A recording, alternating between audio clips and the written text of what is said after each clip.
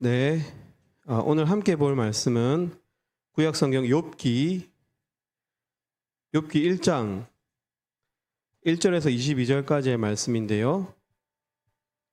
13절에서 22절까지 읽어보겠습니다. 욥기 1장 13절에서 22절까지 한번 읽어보도록 하겠습니다. 욥기 1장 13절에서 22절까지 저하고 여러분들 두 절씩 번갈아 가면서 읽어보도록 하겠습니다. 하루는 욥의 자녀들이 그 맏아들의 집에서 음식을 먹으며 포도주를 마실 때에 사환이 욥에게 와서 아뢰되 소는 밭을 갈고 나귀는 그 곁에서 풀을 먹는데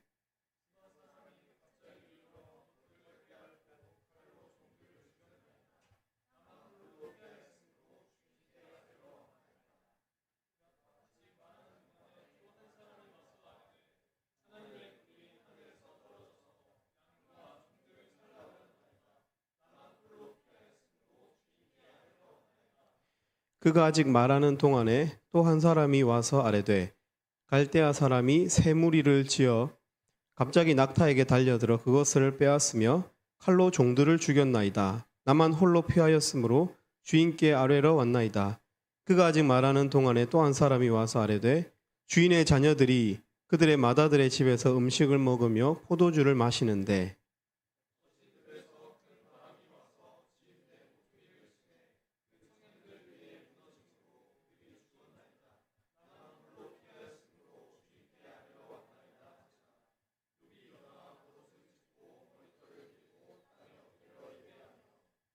이르되 내가 모태에서 알몸으로 나왔사온즉 또한 알몸이 그리로 돌아가올지라 주신 이도 여호와시오 거두신 이도 여호와시오니 여호와 이름이 찬송을 받으실지니이다 하고 같이 읽겠습니다. 이 모든 일에 욥이 범죄하지 아니하고 하나님을 향하여 원망하지 아니하니라. 나는 사랑하는 사람을 잃었습니다 라는 좋은 씨앗에서 나온 책이 있습니다. 이 책은 니콜라스 월터 스토프라는 사람이 실제로 아들을 잃고 쓴 책입니다. 그가 전화를 통해서 아들 에릭이 죽었다는 사실을 보고받습니다. 그때 억장이 무너지는 그 심경에서부터 아들이 사망한 지 1주년이 되어서 다시 그 무덤을 찾은 그 메모리얼 데이에 찾게 된 그때까지 1년의 아버지의 마음을 기록한 책의 제목이 나는 사랑하는 사람을 잃었습니다입니다. 아들 한 명을 잃는 것은 큰 고난입니다. 이 사람이 책을 쓰는 것이 이해가 되고요. 그런데 오늘 우리가 읽은 성경 본문, 우리가 방금 전에 읽었던 본문에 여러분 무심결에 지나가 버렸지만 사실 우리는 보았습니다. 한 사람이 자녀 10명을 하루아침에 잃는 내용을 우리가 방금 전에 읽은 것입니다. 10명의 자녀를 하루아침에 그 집 내 모퉁이를 기둥이 무너져서 아들 7과 딸 3이 있었는데 하루아침에 다 죽어버린 그런 재난을 보았습니다. 여러분 욥은 정말 하루 만에 그죠? 우연이라고 하기에는 참 믿기 어려운 하루아침에 엄청난 재난을 당하고 있습니다. 14절과 15절에 보면 먼저 처음으로 한 종이 와서 보고합니다. 스바 적들에 의해서 욥의 소유였던 소와 나귀들이 뺏기고 또 그와 함께 있었던 그 가축들과 함께 있었던 종들이 죽임을 당했다는 것입니다. 그래서 자기 한 사람이 살아서 왔다. 메신저로 그 안 좋은 뉴스를 가지고 왔다라고 합니다. 그런데 그 보고를 듣고 있는데 아직 끝나지도 않았는데 16절에 보면 또 다른 한 사람이 그죠? 안 좋은 뉴스를 더하고 있어요. 하늘에서 불이 떨어져서 뭐 화산이 터졌던지 그래서 양과 그 종들이 불에 다 타 죽었고 보고하러 온 자기만 지금 살아남았다. 그런 이야기를 합니다. 상처가 아물 시간도 없는데 더 큰 상처가 생기고 있습니다. 저는 어릴 때 무릎이 축구를 하다가 완전히 오목하게 패일 정도로 이렇게 상처가 난 적이 있었는데 네, 똑같이 또 축구를 하다가 또 거기 넘어져가지고 또 그 위에 상처 아물지 않았는데 더 패일 게 있나 싶어서 봤는데 더 깊이 패이는. 그래서 지금도 무릎에 그 상처가 있습니다.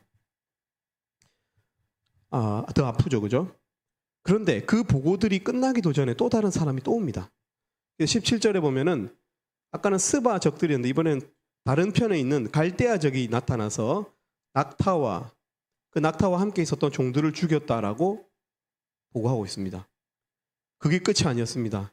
아직 그 보고가 끝나기도 전에 18절에 보면 큰 바람에 의해서 집이 무너져서 자녀들이 모두 몰살당했다는 소식을 듣습니다. 욥이. 나중에 보면은 욥은 건강도 잃고 맙니다. 그리고 아내와의 어떤 신뢰관계도 잃어버린 듯한 모습이 나옵니다. 또한 친구들이 와서 욥, 네가 분명히 뭔가 잘못한 것이 있기 때문에 그렇게 고난을 당하고 있다는 오해를 받게 됩니다. 욥은 무엇을 잃었습니까, 여러분? 가진 재산과 함께 있었던 종들, 중요한 지인들, 사람들을 잃었습니다. 그리고 자녀를 잃어버립니다. 그리고 친구들에게 신뢰를 잃습니다. 마지막으로 자기 몸에도 큰 병이 생깁니다. 종기가 생겨서 기와장으로 자기 몸을 긁었다라고 하는 기록이 나옵니다. 그는 전부 다 잃었습니다. 말 그대로. 여러분 보십시오. 욥은 세상 사람들이 받을 수 있는 모든 고난들, 모든 힘든 일들을 다 겪고 있는 것 같이 보입니다. 왜 그럴까요? 왜냐하면 세상을 살아가면서 여러 가지 종류의 고난을 받고 있는 우리들을 욥의 마음에, 욥의 상황에 대입해 볼 수 있도록 하는 것입니다. 정말 최악의 상황을 겪은 사람을 성경에서 등장시키므로 우리는 어떠했는가? 그런 어려운 일을 만났을 때 우리는 어떠했는가? 예를 들어서 우리들이 A라고 하는 고난, B라고 하는 고난, C라고 하는 고난을 받은 여러 사람들이 앉아 있는데 어떤 한 사람이 A, B, C, D라는 고난을 다 받았다고 하면은 우리는 그 사람이 어떠했는지, 우리는 그때 어떤 모습이었는지 대입해 볼 수 있게 되는 것입니다. 그 어떤 사람도, 세상의 그 어떤 사람도 욥의 고난 속에 포함되지 않는 항목이 없도록 해서 이 욥기를 통해서 모든 고난받는 사람들이 받는 모든 고난의 순간들이 공감되도록 하고 있습니다. 욥기는. 욥의 고난에 대해서, 우리의 고난에 대해서 성경이 무엇이라고 말하고 있는지 우리가 욥의 고난을 통해서 살펴볼 수 있을 것 같습니다. 여러분, 고난은요 언제나 우연히 일어납니다. 그죠? 오늘 내가 교통사고 당할 거야 하고 교통사고 당한 사람이 없죠. 그죠? 모든 고난은 다 in accident, 사고로 내가 기대하지 않았는데 일어나게 되는 것입니다. 13절에 보면 하루는 one day, 그죠? 우연히 어떤 날 이런 뜻으로 이렇게 이야기하고 있는 것입니다. 그리고 15절에도 스바 사람이 어떻게? 갑자기 suddenly. 여러분, 고난은 언제나 이런 식입니다. 예측 불허로 하루는, 그리고 언제나 갑자기 일어나게 되어 있습니다. 여러분, 왜 우리는 고난을 갑자기 맞이하게 될까요? 고난은 우리 정서에, 우리 어떤 이 영혼에 자연스러운 것이 아니기 때문에 그렇습니다. 행복의 조건에 있어서 고난은 자연스럽지 않다고 여기는 것입니다. 행복한 것, 안전한 것, 소유를 많이 가지는 것을 당연하게 여기기 때문에 그 반대인 고난은 언제나 갑작스럽습니다. 그러니까 우리가 어려운 상황이나 처지는 나에게 자연스러운 것이 아니야 라고 여기기 때문에 행복한 것, 좋은 것, 형통한 것을 자연스러운 것으로 여기기 때문에 고난은 언제나 갑작스러운 모양새를 가지고 찾아옵니다. 찾아올 때 항상 갑작스러운 그런 모양새를 띱니다. 그러나 여러분, 오늘 본문이 말하는 바는요, 고난은 절대로 우연이 아니라는 것입니다. 이 땅에서 고난은 절대로 우연히 일어나지 않는다는 것, 그것이 성경의 메시지입니다. 시편 103편 19편에 보면 여호와께서는 그의 보좌를 하늘에 두시고 그의 왕권으로 만유를 다스리시는 도다 기록하고 있습니다. 하나님은 만유를 다스린다고 시편 기자가 고백했습니다. 만유가 뭡니까 여러분? 만유가 뭐죠? 모든 것입니다. Everything in universe입니다. 우주에 있는 모든 것을 만유라고 부릅니다. 하나님은 모든 것을 다스리십니다. 심지어 시편 98편 7절에 보면 바다와 거기 충만한 것과 세계와 그 중에 거하는 자는 다 외칠지어다 라고 시편 기자가 말하고 있습니다. 바다와 거기에 속한 그 심해와 우리가 모르는 모든 미지의 것들도 하나님을 찬송에 마땅하다라고 시편 기자가 말하고 있습니다. 왜 그렇습니까? 하나님이 다스리지 않는 공간이 없기 때문에 그렇습니다. 심해도 마찬가지입니다. 우주 끝도 마찬가지입니다. 오늘 메시지에 나오는 욥의 고난도 그래서 우리는 하루는 갑자기 이렇게 기록하고 있지만 결코 우연이 아님을 알아야 합니다. 여러분 우연이 아닙니다. 이게 중요합니다. 우연히 일어나는 것이 아닙니다. 여러분 어떤 일이든지 간에 오늘 본문에서 그 근거를 3가지 정도로 찾아볼 수가 있습니다. 여러분 13절에서 19절에 나오는 이 4번에 걸친 재난과 거기에 대한 보고, 종들의 보고를 잘 보십시오. 희한하지 않습니까? 4번의 재난이 일어났는데 전부 몰살을 당하는 재난이에요. 전부 다 죽었어요. 거기 있는 가축들과 종들이 다 죽었어요. 근데 여러분 희한하게 딱 한 사람씩 생존합니다. 4번의 현장, 사건 현장에서 한 사람씩 생존해서 그들이 이 재난의 메신저가 되어서 욥에게 옵니다. 여러분 사고가 4번이 났는데 단 한 사람이 메신저로 살아남을 확률이 얼마나 될까요?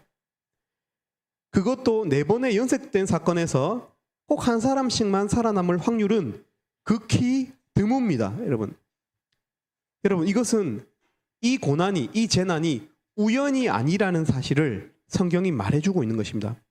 이 고난은 설계된 사건입니다. 설계.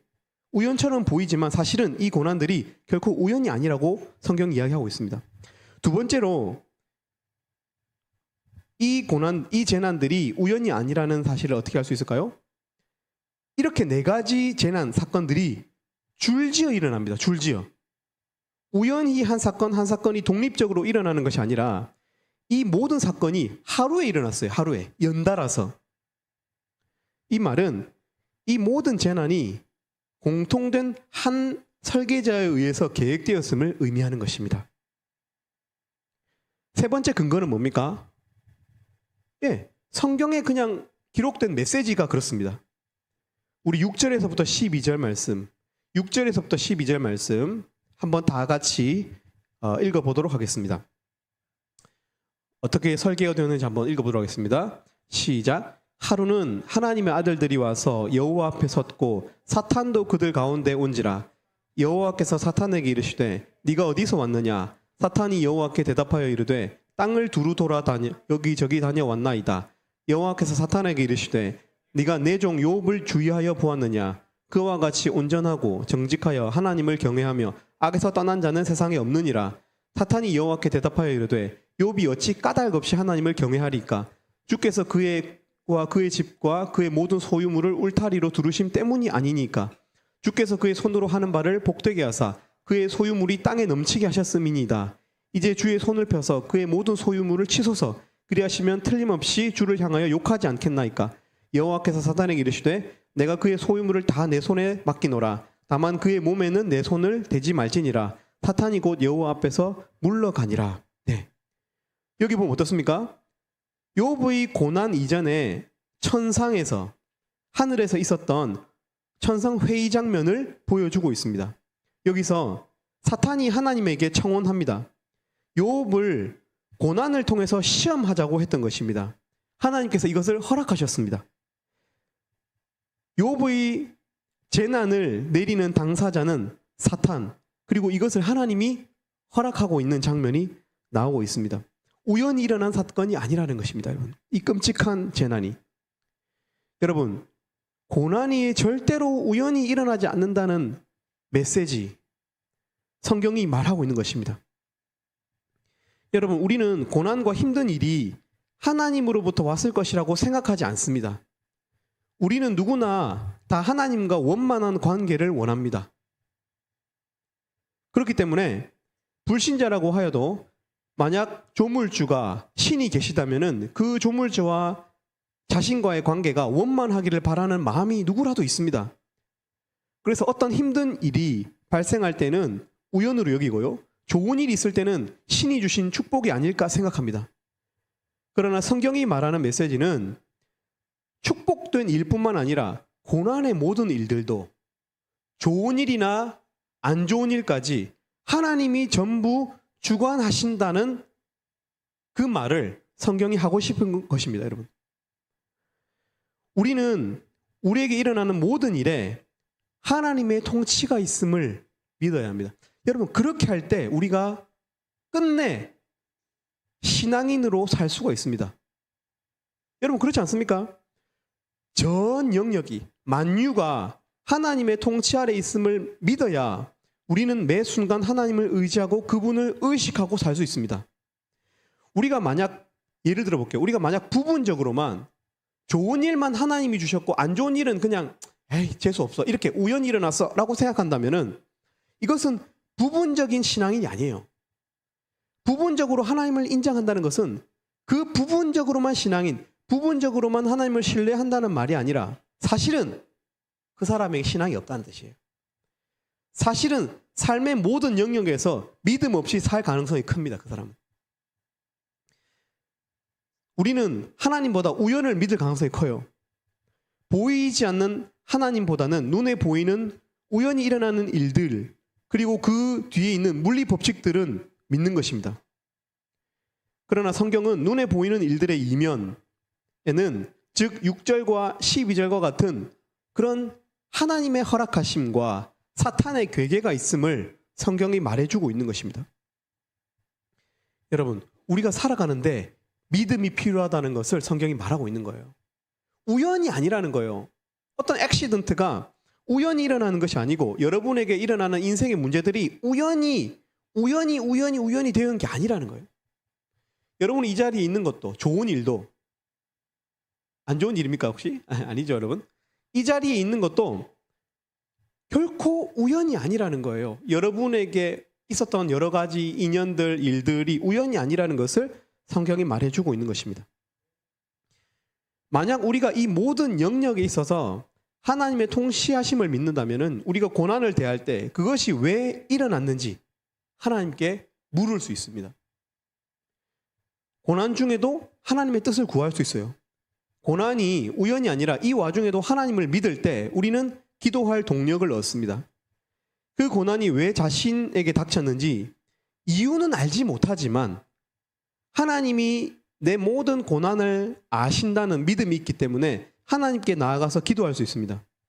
더 나아가서 하나님이 좋으신 분이라고 혹시 믿는다면 우리는 고난 중에도 선한 마음을 가질 수 있어요. 어떤 유익이 있을지도 모른다는 믿음을 가질 수도 있습니다. 아, 진짜 망했다. 너무 힘들다. 이 사건이. 그렇게 막 저주하고 싶고 내 삶을 저주하고 싶은 순간에라도 아, 맞아. 이 일이 우연이 아니야 라고 생각한다면은 하나님 도대체 왜 이런 일이 발생한 것입니까? 혹시 하나님 혹시 이것을 통해서 뭔가 좋은 하나님의 유익한 어떤 계획이 있습니까? 라고 우리는 물을 수 있게 돼요. 신앙인으로서 살 수 있게 돼요. 언제? 고난이 하나님으로부터 비롯되었다는 것을 믿을 때 그렇다는 것입니다, 여러분. 하나님은 우주의 모든 시공간적인 영역과 일어나는 일들의 모든 연관된 인과 영역을 전부 다스리십니다. 그 속에 있는 어떤 물리적인 사건들과 그 배후에 있는 어떤 논리적인 사건들까지 전부 다스리십니다. 여러분, 그러므로 그 어떤 고난도 우연이 아니라는 것입니다, 여러분. 왜 그러면 하나님께서 욥에게 이런 어처구니 없는 고난을 허락하셨을까요? 많은 이유가 있을 것입니다. 그러나 우리가 고난에 대해서 우리가 깊이 있는 묵상을 해야 됩니다, 여러분. 예를 들어서 이런 것이죠. 엄청 아픈 사람이 있어요. 끔찍한 병을 가진 사람이 있어요. 근데 우리가 그 사람하고 잠깐 신방 가가지고 10분 정도 만나면서 아, 내가 네 마음 다 알 것 같아 라고 하면은 아마 아픈 사람은요, 그 말이 정말 듣기 싫을 거예요. 무공감적인, 여러분. 그렇지 않겠습니까? 그래서 여러분, 우리가 너무 급하게 욥기를 다루지 않기를 원합니다. 저는 고난에 대한 깊은 묵상, 여러분 욥기의 마지막 장인 42장까지 그 묵상이 계속됩니다. 그러니까 우리가 너무 성급하게 하나님 최악이다, 하나님 너무하신다 라고 덮어두지 마시고, 아, 욥 뭐 엄청난 그냥 상실감을 겪었겠지 하고 그냥 치부하고 책장을 덮지 마시고 천천히 우리가 이 한 학기 동안 욥기를 묵상하면서 욥의 마음에 공감해가는, 그리고 하나님의 어떤 뜻에 공감해가는 그런 시간이 되면 좋겠습니다. 먼저는 한 가지 오해를 해소하고 왔으면 좋겠습니다. 우리가 오늘 본문을 읽으면서 욥기 1장만 읽은 사람은 고난에 이것을, 욥기가 당한 이 4가지 엄청난 재난을 고난의 일반적인 법칙으로 이해하는 경향이 있습니다. 여러분 결코 그렇지 않습니다. 성경은 한 부분만 읽어서는 안 돼요. 여러분 하나님이 사탄의 시험에 응하시는 분으로, 또 하나님이 사탄을 통해서 의인에게 고난을 막 던지시는 분으로 우리가 이해하기 쉽습니다. 그죠? 이 1장만 보면. 그러나 야고보서 1장 13, 14절 읽어드릴게요. 이렇게 되어 있습니다. 사람이 시험을 받을 때 내가 하나님께 시험을 받는다 하지 말지니 하나님은 악에게 시험을 받지도 아니하시고 친히 아무도 시험하지 아니하시느니라. 오직 각 사람이 시험을 받는 것은 자기 욕심에 끌려 미혹됨이니. 여러분 우리는 사실 우리 각자의 욕심 때문에 고난을 받는 경우가 훨씬 더 많습니다. 그렇죠? 우리가 자초한 고난이 더 많아요, 사실은.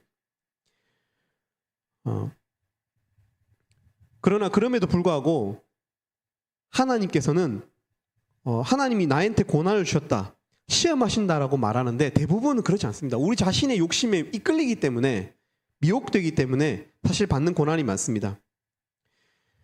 여러분 마치 하나님이 아브라함에게 아들을 달라고 하시는 창세기 22장의 내용을 기억하시죠? 이 장면을 통해서 하나님은 우리에게 가장 귀한 것을 원하시는 하나님이다.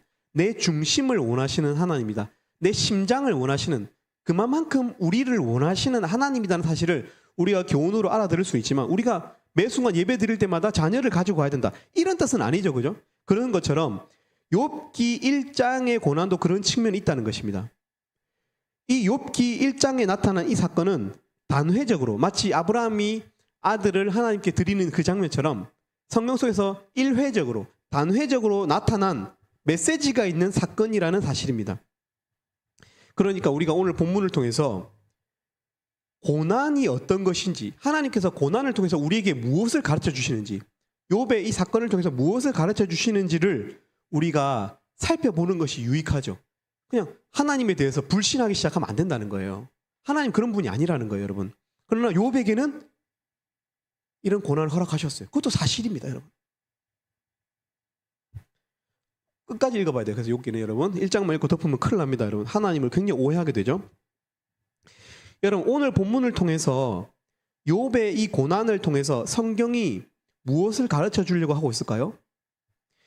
여러분 잘 보십시오. 욥에게 4가지 재난이 일어났습니다. 먼저 어떤 사건이 일어났습니까? 소와 나귀와, 그리고 그 소와 나귀를 맡았던 종들이 몰살당했습니다. 여러분 소와 나귀는 농사를 위한 가축입니다. 농사 짓는 가축이죠. 그죠? 먼저 농사를 위한 가축들이 몰살을 당했어요. 욥에게 있었던. 또 두 번째는 어떻게? 양과 그 종들이었어요. 양과 그 종들. 여러분 이 양은 어떤 종류의 가축입니까? 식량이 되기도 하고 의복이 되기도 합니다. 아까 먼저는 농사를 위한 가축들이 몰살을 당했다면, 두 번째는 욥에게 있어서 식량과 먹을 것과 의복을 제공하는 가축이 몰살을 당했어요. 그 종들과 함께.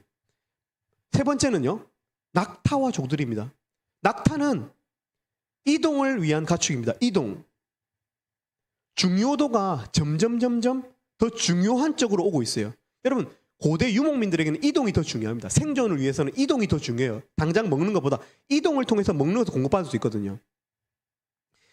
농사를 위한 가축, 그 다음에 식량과 의복을 위한 가축, 세 번째는 이동을 위한 가축이 몰살당했어요. 마지막으로는 어떤 존재들이 몰살당했습니까? 자녀들이 몰살당해요. 욥의 소유를 보자면 욥의 소유를 원으로 그린다면 마치 바깥쪽 원에서부터 점점 좁혀온다는 느낌을 받습니다. 하나하나 욥의 소유들이 바깥에서부터 벗겨지고 있는 듯한 인상을 우리에게 주고 있습니다. 그리고 어떻게 됩니까? 결국 욥 몸뚱아리 하나 남습니다. 자기 자신 몸뚱아리 하나만 남깁니다.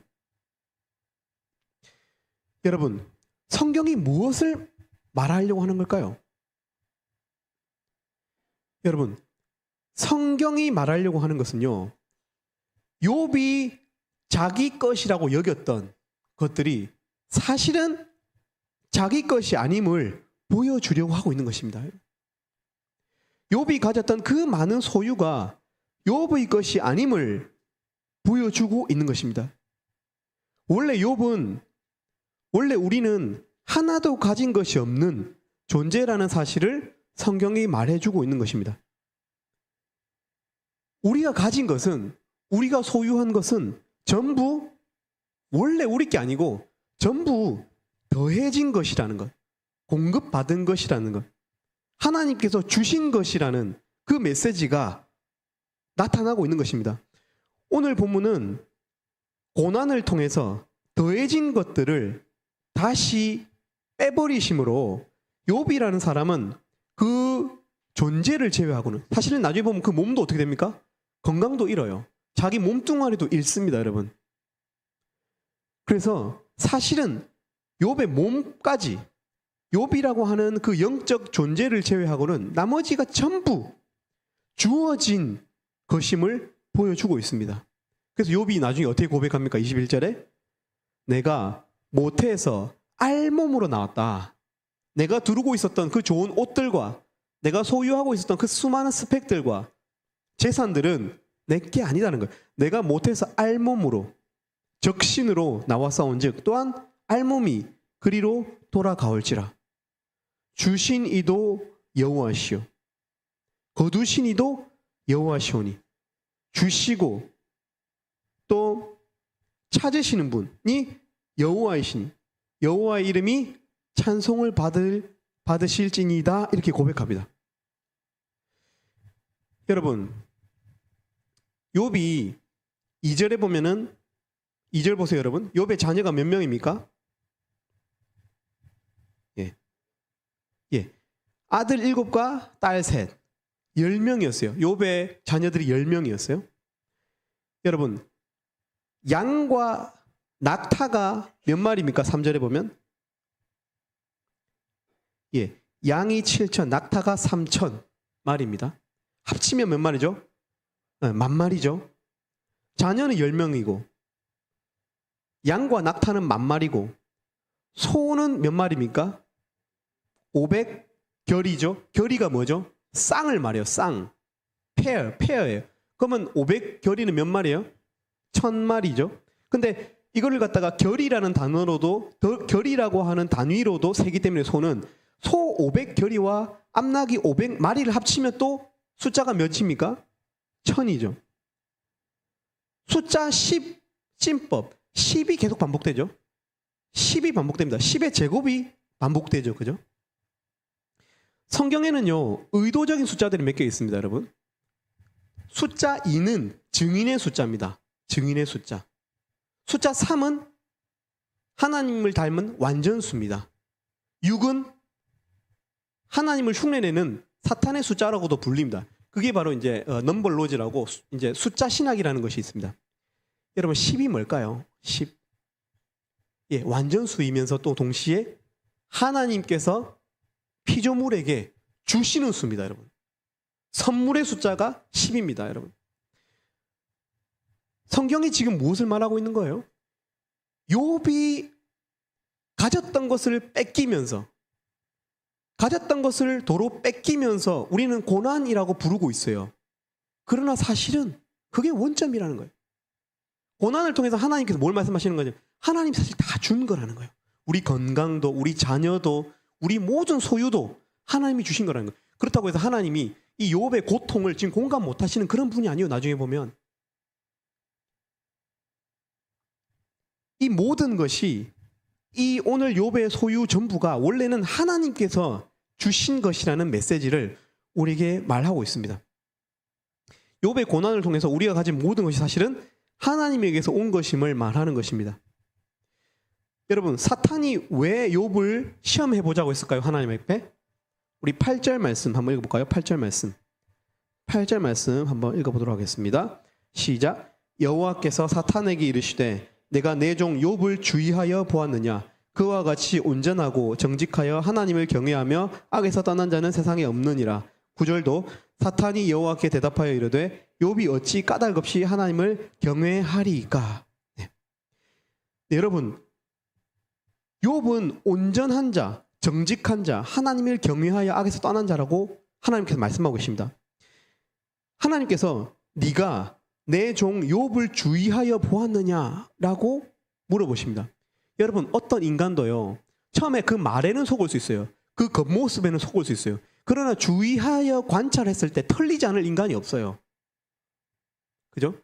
겉모습과 그의 번지르르한 말에는 속을 수 있지만 주의하여 그의 삶을 지켜보면 그 사람이 드러나기 마련입니다. 오랫동안은 못 숨겨요.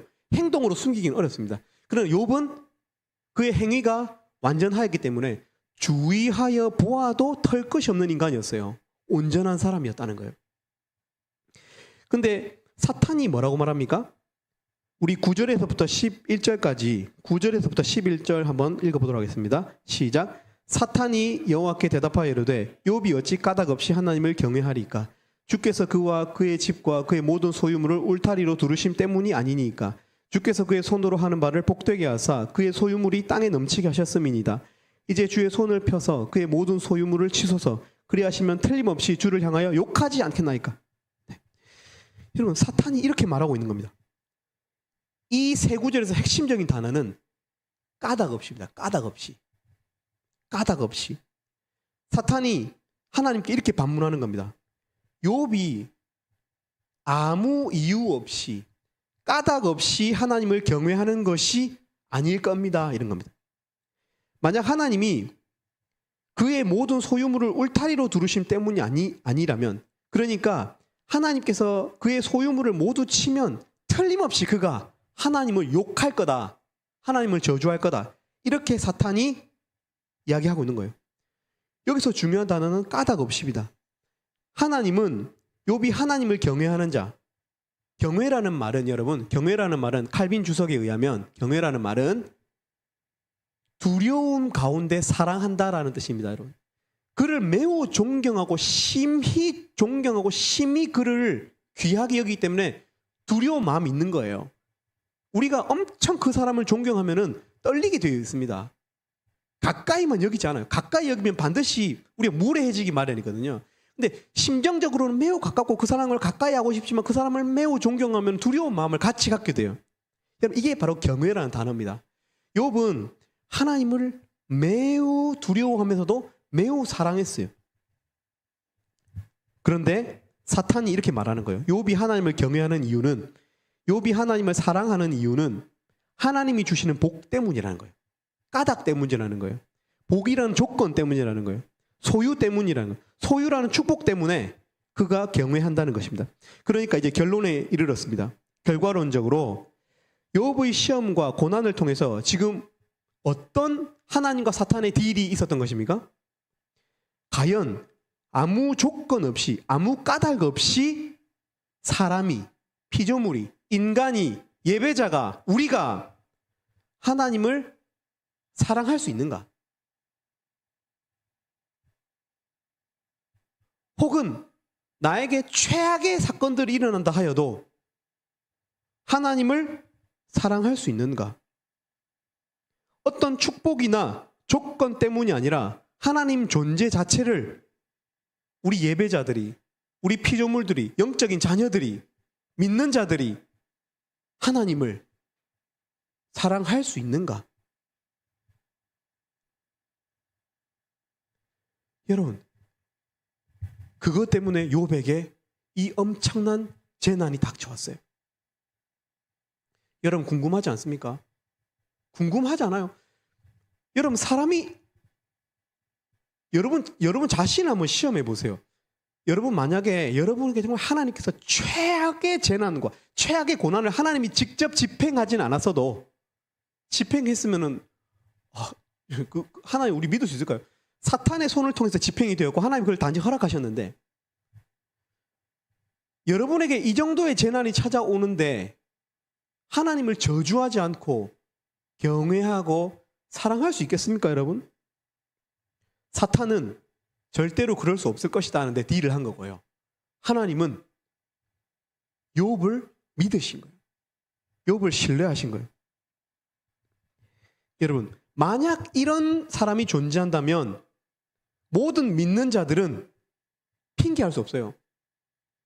그 모델을 따라갈 수 있다는 뜻이고 그렇게 살 수 있다는 뜻을 의미하는 것이거든요. 여러분 세례 요한이 했던 말 기억하십니까? 세례 요한이 아니고 세례 요한을 보면서 예수님이 했던 말 기억하세요? 예. 구약에 있는 모든 사람들 모태에서 나왔던 오늘 욥도 모태에서 나왔죠, 그죠? 모태에서 나온 모든 사람들 중에서 제일 탁월한 사람이 누구라고 했어요? 세례 요한이라고 했어요. 그러나 예수님은 천국에서는 하나님 나라에서는 이 세례 요한이 막둥이 같은 존재라고 했거든요. 예수님을 본 자, 예수님의 십자가를 믿는 자, 욥은 십자가를 경험한 사람이 아니에요, 여러분. 하나님께서 십자가를 보여주지 않고도 이 고난 앞에서 하나님을 저주하지 않고 까닭 없이 그 까닭을 제거하여 버렸음에도 불구하고 하나님을 사랑했어요. 근데 왜 예수님께서 세례 요한보다도 하나님 나라에서는 더 큰 자들이 많다고 이야기했습니까? 예, 십자가 은혜가 너무 크기 때문에 그렇습니다. 십자가를 경험한 사람은 예수님을 통해서 예수님은 십자가를 바라보면서 그 말씀하셨거든요. 십자가를 경험한 사람은 세례 요한보다 훨씬 그 믿음이 더 적실해지고 확신에 가득 차고 항구 여일성으로 빛날 수 있는 사람이라고 예수님께서 여기셨기 때문에 세례 요한을 하나님 나라에서 가장 작은 자라고 말씀하셨어요. 근데 그 세례 요한은 구약 성경에 있는 모든 모델들 중에서 가장 큰 자라고 하셨거든요. 여러분 그럼 이제 우린 다시 물어봐야 됩니다. 귀납법적으로. 여러분 욥이 까닭 없이 하나님을 경외한다면 우리는 경외할 수 있을까요, 여러분? 예, 경외할 수 있습니다. 우리는 찐하게 진지하게 예수님을 하나님을 사랑할 수 있는 조건들을 가지고 있습니다, 여러분. 이에 하나님은 사탄에게 욥의 소유물을 다 맡기십니다. 하나님이 그 딜을 받으신 것입니다. 그래서 사탄은 그 시험의 권세를 허락받고 가장 큰 충격을 가합니다. 13절에 보면 욥의 맏아들이 그 집에서 음식과 포도주를 곁들여 식사 중이었습니다. 음식과 포도주를 곁들였다는 말은 이 장소가 뭔가 잔치자리였다는 것을 의미합니다. 여러분 위치 에너지가 크면은 그 낙하로 인한 충격은 더 큰 법입니다. 여러분 가장 기쁜 날에 가장 기쁘고 좋은 날에 욥의 가문을 쑥대밭으로 만들었어요. 이 사탄이. 사탄은 참 이 간괴가 그 꾀가 완악하죠, 그죠? 아주 사악합니다. 그러나 욥은 어떻게 했습니까? 그 최악의 날에 하나님을 끝내 저주하지 않았습니다. 이 정도 되면 저주할 줄 알고 연달아서 메신저를 보낸 거예요. 저주해라, 저주해라. 이쯤 되면 저주해라. 이렇게. 오히려 하나님을 뚫린 입으로 찬송했어요. 그가 가진 마지막 소유였던 입술로. 여러분 찬송은 입술로 하는 게 아닙니다. 중심으로 하는 겁니다. 마지막 소유였던 중심으로 하나님을 찬송했습니다. 여러분 하나님이 나중에 사탄에게 이 욥의 소유물을 다 맡기셨듯이 욥의 건강도 손을 대도록 허락하십니다. 그러나 하나님이 어떻게 하십니까? 그 끝끝내 욥의 생명은 건들지 말라고 하십니다. 아이러니하게도 이 고난을 허락하신 분도 하나님이시지만 이 고난 중에서 생명은 건드리지 못하도록 하시는 분도 그 경계를 딱 짓는 분도 하나님이세요. 하나님은 우리를 잃으려고 하는 게 아닙니다. 고난을 통해서 여러분. 고난 중에서 우리를 잃으려고 하는 게 아니에요. 그게 하나님의 뜻이 아니에요. 그래서 욥의 찬송은 너무너무 적실합니다. 주시니도 여호와시요 거두시니도 여호와시오니 여호와의 이름이 찬송을 받으실지니이다. 여러분, 우리 찬양팀 우리 찬양 좀 준비해 주시고요.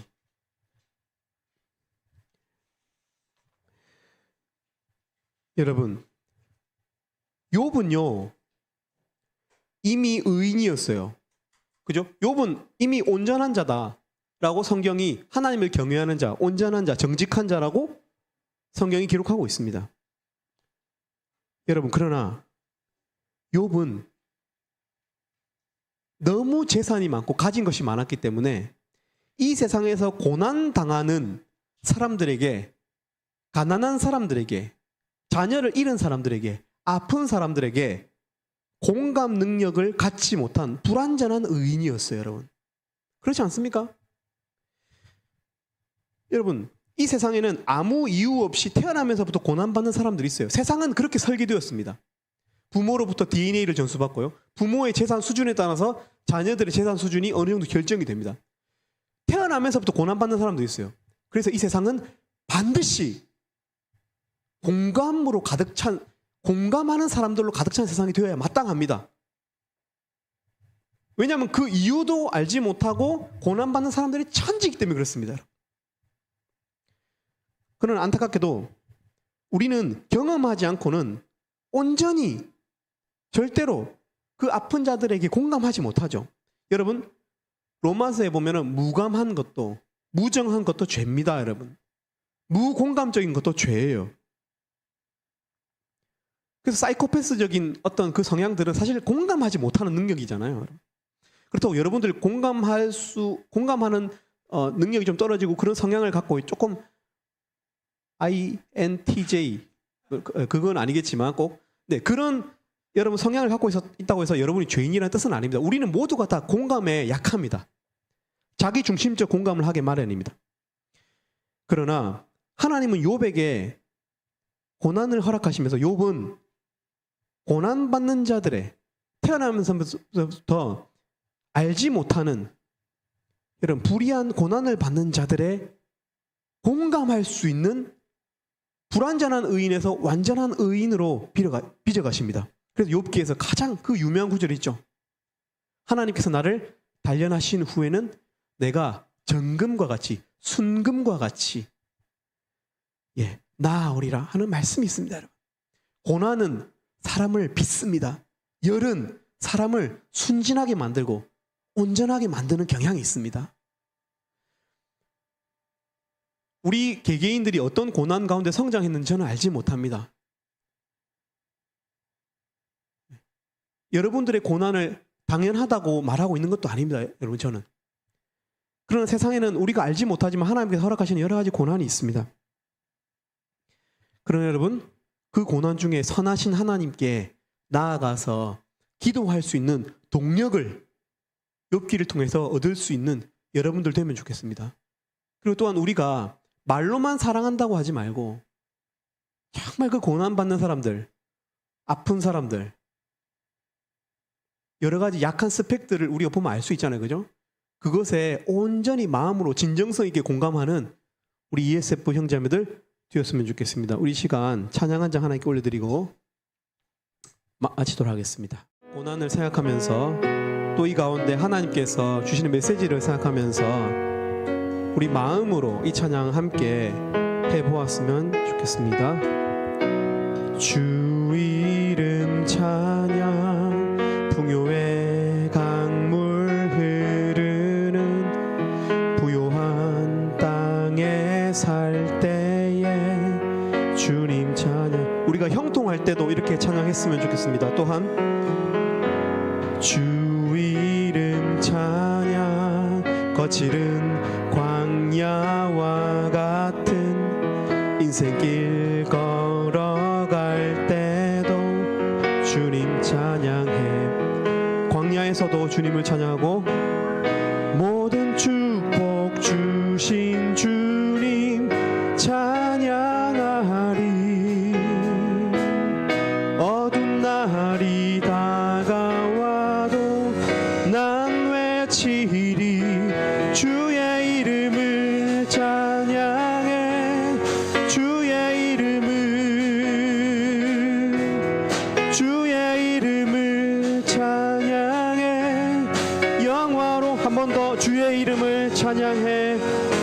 주의 이름을 찬양해 주의 이름을 찬양해 영화로운 주 이름 찬양.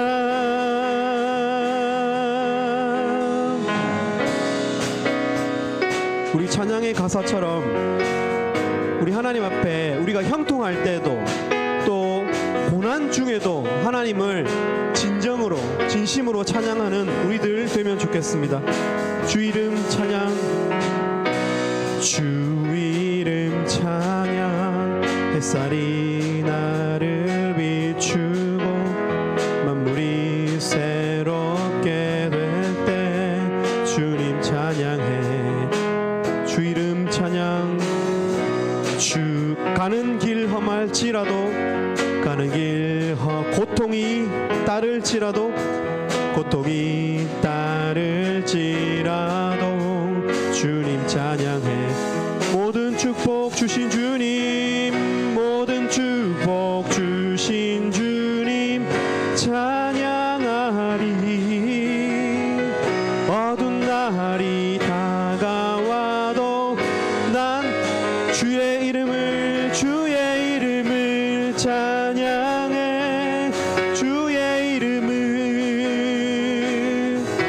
주의 이름을 찬양해. 영화로운 한 번 더 주의 이름을 찬양해. 주의 이름을 찬양해. 주의 이름을 찬양해. 영화로운 주 이름 찬양. 주님은 주시며 주님은 찾으시네. 내 맘에 하는 말 주 찬양. 한 번 더. 주님은 주시며 주님은 찾으시네. 내 맘에 하는 말 주 찬양. 주의 이름을 찬양해. 주의 이름을 찬양해. 주의 이름을 한 번 더. 주의 이름을 찬양해. 영화로운 주 이름 한 번 더. 주의 이름을 찬양해. 주의 이름을 찬양해. 한 번 더. 주의 이름을 찬양해. 주의 이름을 찬양해. 주의 이름을 찬양해. 영화로운 주 이름 찬양. 영화로운 마지막으로 영화로운 주 이름 찬양.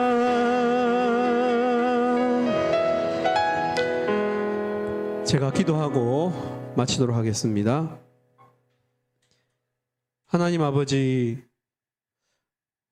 우리가 가진 모든 것이 우리가 때로는 우리의 것이라 착각하고 살 때가 있습니다. 참 나의 배우자, 나의 자녀, 나의 가족들, 이것만큼은 나의 것이라 여기는 것들이 참 많이 있습니다. 하나님, 그러나 욥기를 통해서 이 모든 삶의 축복들, 이미 우리가 가진 것들, 이 전부 하나님께서 주신 것임을 다시 한번 깨닫고 우리가 감사를 회복할 수 있도록 도와주시옵소서. 내가 가진 모든 건강, 모든 조건, 모든 스펙, 모든 취미, 모든 기호, 어느 것 하나 하나님으로부터 오지 않는 것이 없음을 우리가 고백할 수 있도록 도와주시고, 혹 우리가 살면서 이런 것들을 잃어버린다 하여도 하나님을 향한 사랑의 마음이 있게 하여 주시옵소서. 하나님은 사탄에게 결코 모든 것을, 욥의 생명마저도 원했던 그 사탄에게 욥의 생명을 넘기지 않고 욥을 붙들어 주시고 나중에는 더 큰 복으로 욥을 위로하셨습니다. 하나님 아버지, 그의 아들을 내어주신 이가 그 어떤 것이라도 내어주지 않겠느냐 하셨던 그 말씀을 기억합니다. 하나님 아버지, 우리가 가진 이 예수 그리스도라고 하는 우리의 의로움이 되신, 우리의 구원이 되신 하나님, 이 복을 꽉 붙들 수 있도록 도와주시고, 우리가 일상을 살아갈 때 하나님을 찬양하는 이유가 우리의 구원과 우리 주 예수 그리스도 하나님의 아들, 그의 십자가 보혈이 될 수 있고, 날마다 그 찬양이 있고, 하나님을 향한 열정이 회복되고, 소망이 회복되고, 삶의 목적이 회복되고, 하나님 살아가는 이유가 회복되는 이 2학기 될 수 있도록 사랑하는 우리 지체들 축복해 주시기를 원합니다. 감사합니다. 예수님 이름으로 기도 올립니다. 아멘.